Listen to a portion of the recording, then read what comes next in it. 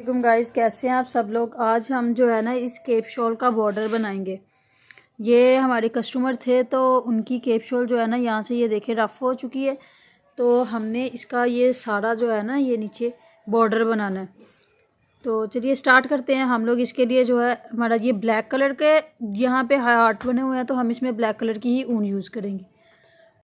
Purpose के लिए black colour की ऊन यूज़ कर रहे हैं, जैसा कि मैंने आपको पहले ही बता दिया। तो चलिए स्टार्ट करते हैं। आपने अपने ऊन के ही साइज़ का क्रोशिया लेना है। तो हम लोग सबसे पहले क्या करेंगे, इसको एक नॉट लगाएंगे। जब भी आप किसी भी चीज़ से अटैच करने लगते हैं तो नोट जो है ना उसको लगा लिया करें। अब ये देखिए, ये हमारा कॉर्नर है।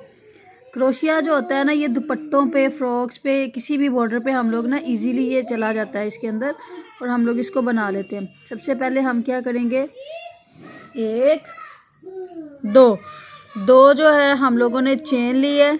फिर हम क्या करेंगे, इसको डबल क्रोशिया कर देंगे। एक डबल क्रोशिया, 1 2 3, 3 चेन ली, और ये जो दो है ना बल, इसमें से गुजारते हुए हम इसको स्लिप स्टिच कर देंगे। फिर हम क्या करेंगे, 1 2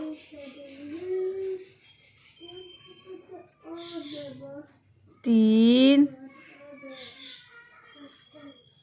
और 4 डबल क्रोशिया हम लोगों ने बना लिया। 4 डबल क्रोशिया बनाने के बाद जो हम लोगों ने ये ऊपर छोटा सा फूल अटैच किया है, यहाँ पे फिर से करेंगे 1 2 3, 3 चेन ली, यहाँ से इन दो को उठाया, यहाँ से किया और इसको यहाँ से स्लिप स्टिच कर दिया। और साथ में ही हम लोग यहाँ पे एक और डबल क्रोशिया बनाना जो है ना स्टार्ट कर देंगे। ये देखिए, हम लोगों ने 4 डबल क्रोशिया लेने हैं और उसके ऊपर एक फूल बनाते जाना। तो ये सारा पैटर्न सारी फ्रॉक पे इसी तरह ही बनेगा। हाँ, आप लोग इसको अपने दुपट्टा पे भी बना सकते हैं, कमीज़ पे भी, किसी जगह पे भी आप अगर ऊन को अटैच करना चाहें। ये देखिए 1 2 3, अब 4, तो और चौथे के ऊपर हम लोग डिज़ाइन डाल रहे हैं। तो चौथे पे 1 2 और 3 के बाद हम लोगों ने यहाँ से लिया और इसको स्लिप स्टिच कर दिया।